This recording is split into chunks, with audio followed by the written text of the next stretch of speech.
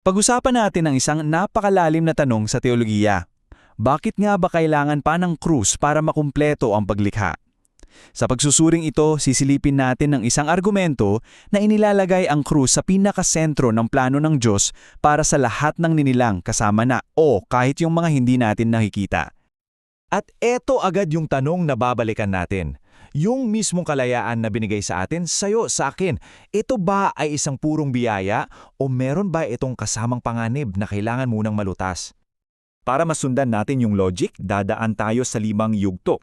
Magsisimula tayo sa kabalintunaan ng free will, tapos sa naging choice ni Adan. Paano naging patunay ang krus? Ano yung ibig sabihin ng pagiging perpekto ng kalayaan? At sa huli, paano nangyayari ang pagpili na galing mismo sa pag-ibig? Okay, simulan na natin sa unang bahagi. Ano ba talaga ang kalikasan ng malayang kalooban o free will ayon sa pananaw na ito? Ito yung interesting.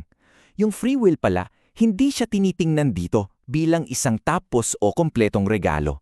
Sa halip, isa siyang potensyal, isang estado na may kasamang posibilidad na magkamali. Parang hindi pa siya kompleto. Kailangan pa niyang dumaan sa isang proseso para maging perfecto. At ito yung pundasyon ng buong argumento. Yung kakayahang magkasala, hindi siya isang pagkakamali sa disenyo, kundi isang paunang kondisyon, nakalagay na sa simula, at hindi lang para sa tao to ha. Parehong ang mga anghel at ang mga tao, nagsimula sila sa ganitong estado. Ngayon, pasukin natin ang kwento ni Adan. Pero tingnan natin to sa ibang anggulo. Hindi bilang isang hindi inaasahang trahedya, kundi bilang isang kinakailangang bahagi ng isang mas malaki at itinakdang plano. Dito talaga binibigyang diin yung konsepto na alam na ng Diyos ang lahat. Ibig sabihin, yung nangyari kay Adan, hindi yun isang sorpresa. Ayon sa argumento, kasama na yon sa kanyang plano bago pa man niya likhain ang lahat. At ito yung naging domino effect ng pagpili ni Adan. Yung isang kilos niya, nagkaroon ng sunod-sunod na resulta na nakaapekto hindi lang sa kanya, kundi sa buong sanglilikha. Magandang tanong to, diba? Kasi iniisip natin, kung nagtagumpay lang sana si Adan, edi tapos na ang problema. Perpekto na sana ang lahat. Pero yung sagot ng argumento dito, baka hindi yon ang inaasahan nyo. Kasi ayon sa pananaw na ito, hindi pala sapat na umiwas ka lang sa kasalanan para maabot yung tinatawag na pagiging perfecto ng free will, mayroon pa ring isang kulang na piraso, isang mas malaki at mas malinaw na patunay ang kailangan.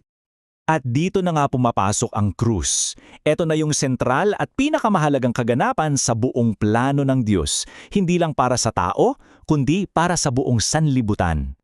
So, ano ba talaga ang layunin ng krus ayon dito? Well, hindi lang pala ito para patunayan yung pag-ibig at katarungan ng Diyos sa atin. Ito ay para ipakita yun sa lahat ng nilalang, kasama na ang mga anghel.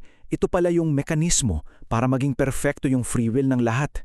At napakahalaga nito. Ibig sabihin, hindi lang tayo ang nanonood sa kwento ng kaligtasan. Para bang yung krus ay isang cosmic demonstration. Ipinakita nito sa mga nilalang sa langit, hindi lang sa atin dito sa lupa, kung sino talaga ang Diyos. Sige, palalalimin pa natin to. Ano ba talagang ibig sabihin ng pagiging perpekto ng malayang kalooban at paano eksaktong naging instrumento ang krus para mangyari yun?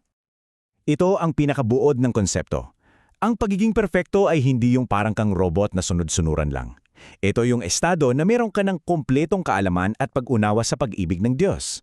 At dahil doon, makakagawa ka na ng isang tunay na malayang pagpili na hindi mo nababawiin.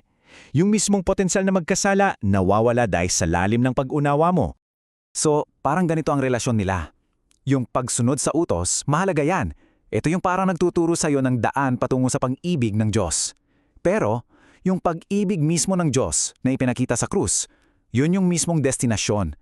Yun yung nagpapaging perfecto ng ating kalayaan. At para mas madali nating maintindihan kung paano to nakaapekto sa mga anghel, may isang magandang analohiya dito.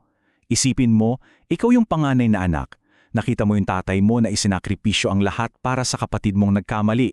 Habang pinapanood mo yon, hindi ba papasok sa isip mo, wow, ganyan din pala niya ako kamahal, ganyan din ang gagawin niya para sa akin. At para talagang idiin yung punto, may isang matalas na tanong mula sa teksto. Isang paalala na yung pagpapakita ng pag-ibig sa krus ay sobrang linaw at sobrang lakas na imposible itong hindi maintindihan ng sinumang nakasaksi, tao man yan o anghel. At Eto na, nasa huling bahagi na tayo. Dito na natin makikita yung solusyon sa kabalintunaan. Dito, ang pag-ibig na mismo ang nagiging pundasyon para sa isang pinal, perpekto at tunay na malayang pagpili. So, buuin natin yung buong proseso. Nagsimula sa pagsaksi. Yung pagsaksi, nagbunga ng pag-unawa. At yung pag-unawa, yun ang nagbigay daan sa isang tunay na pagpili.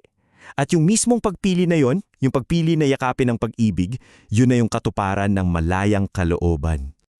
Ito yung pinakasentro ng lahat. Sinasabi dito na hindi ka pwedeng tunay na magmahal kung hindi mo muna naramdaman at naunawaan na minamahal ka.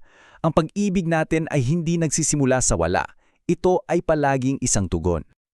At sa huli, ito na yung solusyon sa problema natin sa simula. Yung hindi kumpletong malayang kalooban, nagiging kumpleto at perpekto sa pamamagitan ng isang pagpiling ginawa ng may buong kaalaman. Isang pagpiling nakabase sa direktang karanasan ng pag-ibig ng Diyos. At iiwan ko kayo sa tanong na ito para pag-isipan.